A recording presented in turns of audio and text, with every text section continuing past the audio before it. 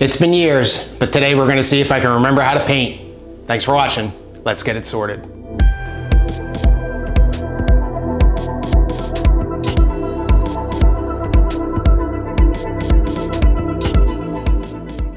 Welcome back to Roundtail Restoration, everybody. My name is Chris. As you can see here, I've arrayed a plethora of painting stuffs. Southern polyurethanes. Hopefully I'm going to be painting their black epoxy today. It's been waiting on it for it to get warm enough down here in the garage.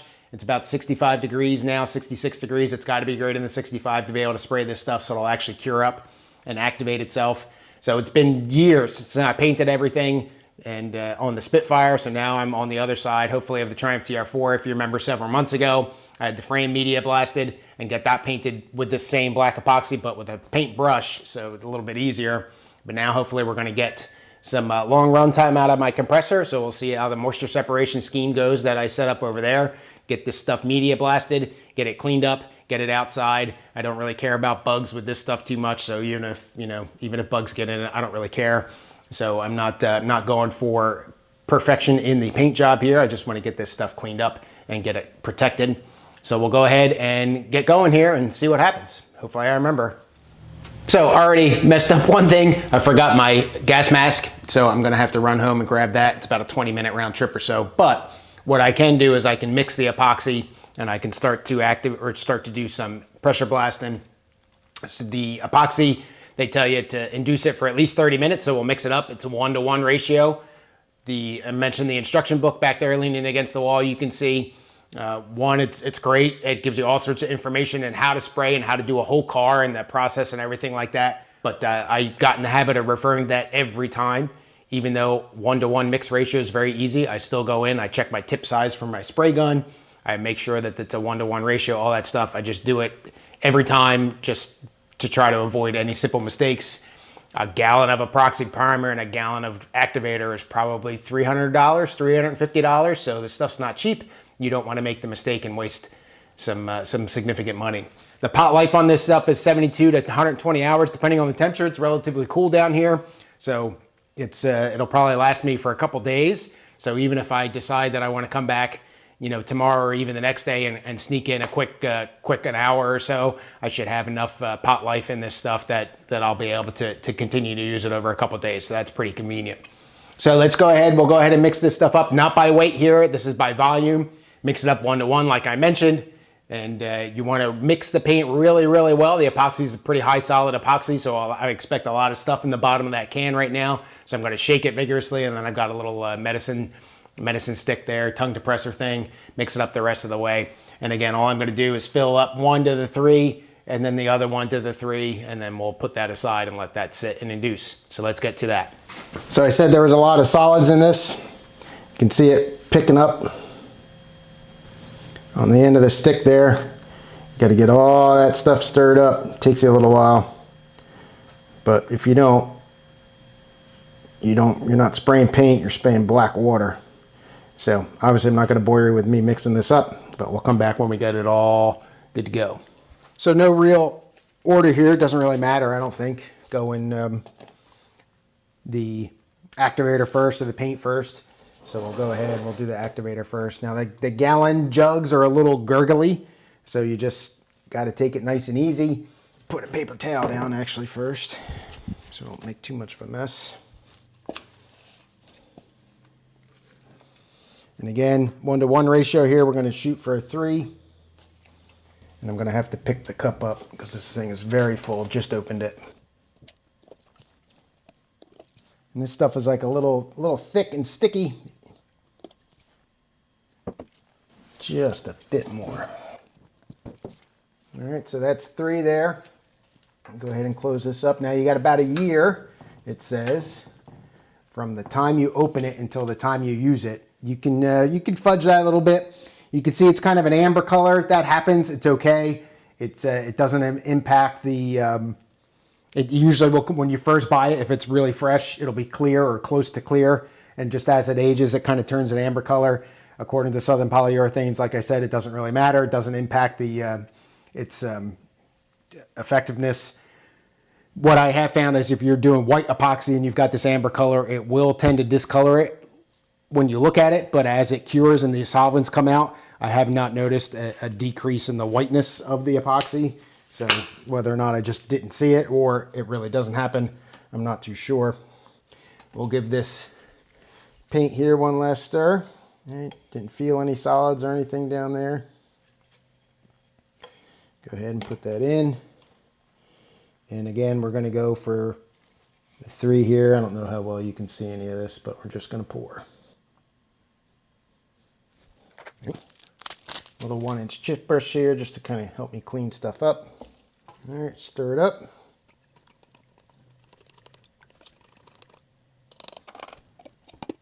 All right, put a little cover on it.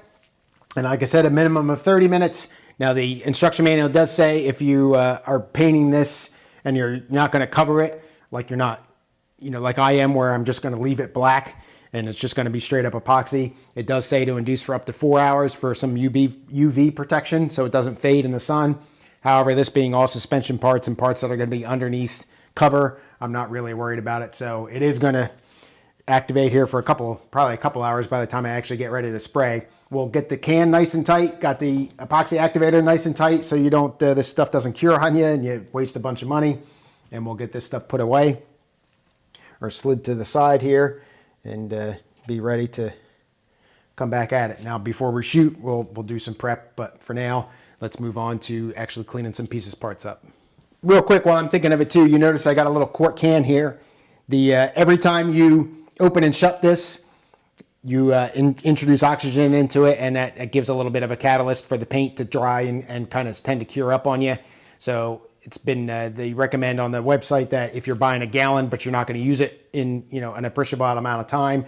And I opened this on September 12th, according to this, what I wrote down here. You don't want to open and shut the gallon a bunch of times because eventually you're going to wreck it. So transfer it to a little quart can, and that minimizes the times you're going to open and you're going to use this up faster. With the activator, it doesn't really matter. As long as it's within about a year, you're good to go. So here's just about all the suspension pieces for one side. The one big one that I don't have set is the spring retainer. What I had done, I cleaned all this stuff up and degreased it and then threw it in a Tupperware box and kind of sprayed some, whatever that stuff is called. That's like a anti-rust stuff. I can't remember what the heck it's called. I used it on the Spitfire for stopping rust. It's all clingy and gummy kind of stuff. Anyway, so this stuff is covered in it. I'm hoping that the Media Blaster will kind of take that down and take it off. And I've taped off various threads and everything that I'm wanting to protect. These here, this was the first thing I'd Media Blasted. This here is, it's part of the frame supports. I'm not quite sure. It goes in the front. I don't remember what it's bolted to, but those slide inside the frame. So I'm going to do those as well. So we're just going to kind of throw this stuff in the blast cabinet, and then I'm not going to blast it all because as soon as you do, you worry about flash rust. So as soon as you blast it and you expose it to air, like this one is, now this has been sitting for a while, but you worry about it flash rusting because I need to sandblast it and then I need to clean it. I'm probably just going to use Dawn dish detergent and soap, or excuse me, and water, and then wax and grease remover right before I paint. Well, in that short window there, you want to get paint on it and get it cleaned up and get it dried off so that it doesn't rust on you. So I'm probably going to just do a couple at a time here. Again, I'm getting back up to speed on this stuff, so we're going to pick a couple of the easier parts that will be to spray. A couple of the smaller parts. I'm going to start with this stuff over here first, and then worry about this stuff over here. Get that sprayed, see how this goes. I've got the vacuum cleaner set up to take a suction on this thing, and I bought a variable regulator kind of that you plug into the wall, and then you plug the vacuum into that and allows you to adjust the speed. That's just so the vacuum doesn't draw so much air that this thing starts to collapse. I don't think it will, but there's a plug on the back here that you got to remove so you can suck some air in. But all I'm trying to really do, I don't have a dust separator on it. I need to get one of those so that I can reclaim some of this glass dust that's going to go. But for now, it's just going right into a regular shop vac. So I have a little bit of an air leak on my hose, but I'm not going to worry about it. But hopefully we'll go here and the compressor will keep up and provide nice, clean, dry air.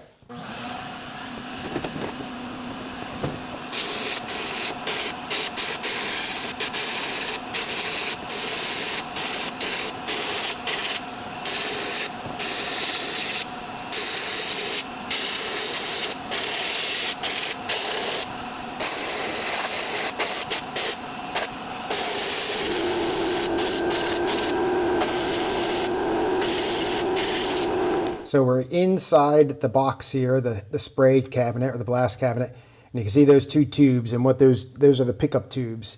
And it's hard to get an angle and it's not focusing real well, but that tube on the top in this view is where the media gets sucked into the hose. And you can see that there's a big divot kind of in there. And what's happening is the media, probably just because it's too light, because it's glass, is not falling and filling that hole up. So I am losing suction on it, and it's essentially just blowing air instead of media. So I knew this was a problem. I knew there was modifications you can do. Essentially, you put a called a metering valve kind of in the bottom here.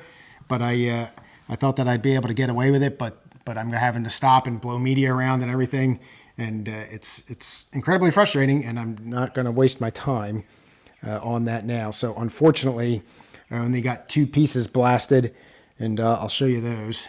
So here's the two pieces that are blasted. I think this is the steering arm and part of the shock. The other part of the shock goes up here. So I am going to go ahead and paint those. I got to run and get my gas mask. Maybe I'll look into the metering valve modification, but obviously I got to take the pressure blaster, the blast cabinet apart to do all that.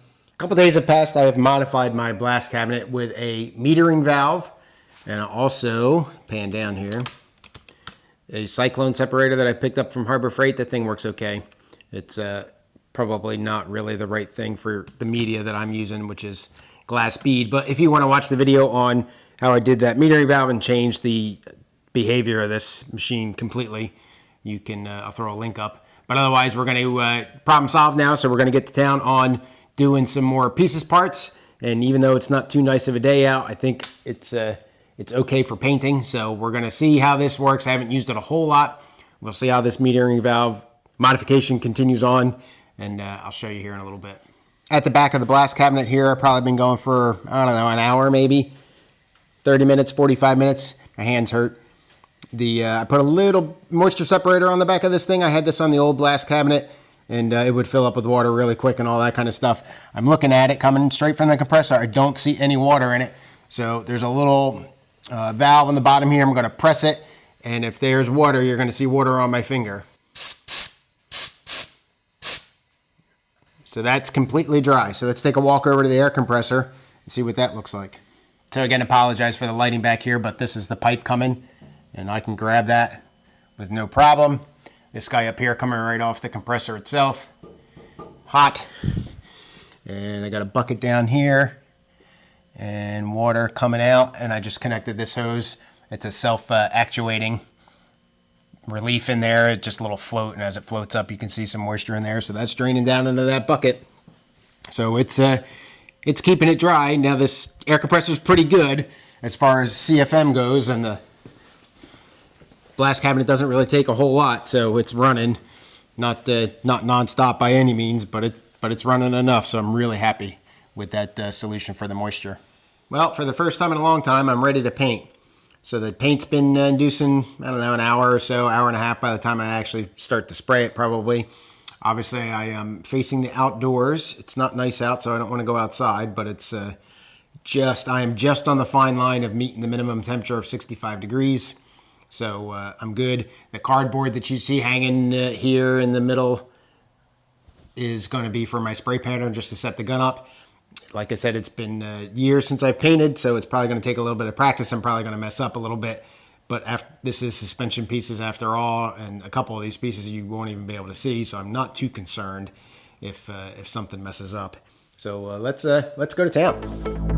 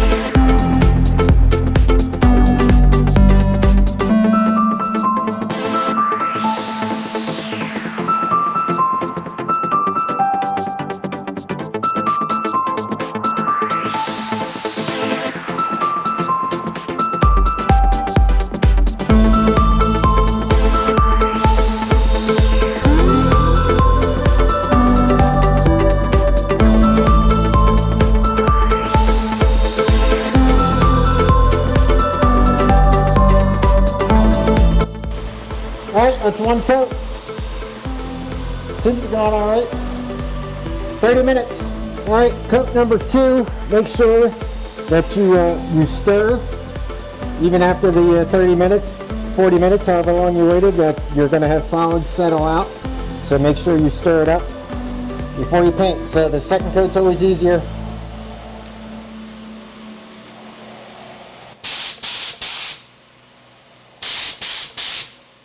All right, happy with how that stuff came out. Obviously, it's got to dry and everything, and it is a little cool, so there's no way I'm going to touch that for a couple days. You have 7 days, I think, is essentially if you want to put another third coat on it, you can wait up to 7 days, and then you can put a third coat after that. You've got to prep it again, scuff it up. But this stuff is pretty bulletproof. Once you get it on there right, you can bend this metal and everything, and it won't crack. I used Rust-Oleum on the Spitfire, and just as I was putting it together, the stuff didn't hold up with the bolts and all that kind of stuff, and it would chip pretty easily. This stuff, I don't expect to have that problem. So because I got a little bit paint left, and paint's not cheap, and I don't want to waste it, I might try to sandblast 1 or 2 more components and move these somewhere else so they kind of get out of the way and get protected, to hang them off the frame or something like that, and and we'll see what I've got coming up next. Nothing too significant here, just a couple quick pieces that I could get. Bump stop for the suspension, couple spacers, and I think that's like the wheel where the brake caliper bolts up and all that. But the painting's done for the day. All right, everybody, that's all I got. Thanks so much for watching. Leave a comment below, tell me what you think. Happy to be painting again, making stuff pretty, and getting stuff ready to get back onto the car instead of continuing to take stuff apart. Blast cabinet's working really well. That moisture separation and the air compressor is working really well. I'm happy overall, and it's good to be on the upward swing again. So thanks again for watching. Have a good rest of your day. Cheers.